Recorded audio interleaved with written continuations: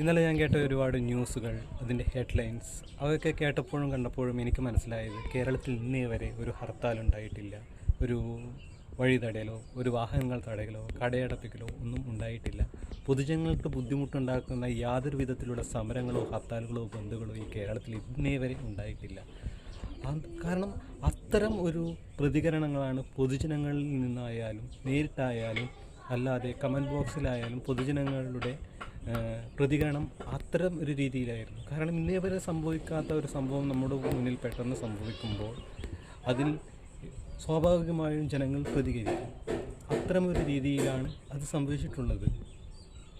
എന്തുകൊണ്ട് ഇത്രപാട് ജനങ്ങൾ രോഷാകുലരായി ഇത്രയും ന്യൂസ് ചാനലുകൾ ആ ഹർത്താലിനെ നെഗറ്റീവായി ചിത്രീകരിച്ചു എന്നത് പച്ചവെള്ളം പോലെ പരമാർത്ഥമാണ്.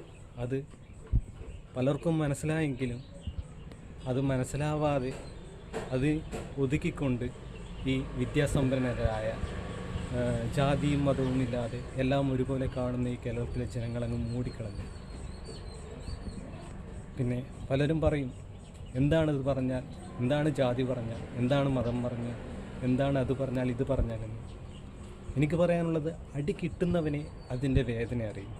അടിക്കുന്നവന് അടി കിട്ടിയ സുഖം മാത്രമേ അറിയൂ. അവൻ എത്ര വേദനിച്ചെന്ന് അവൻ പറയാൻ കഴിയില്ല. ഞാൻ അത്രേ അടിച്ചിട്ടുള്ളൂ, അവൻ അത്രേ വേദനിച്ചിട്ടുള്ളൂ എന്ന് അവൻ മനസ്സിലാക്കും.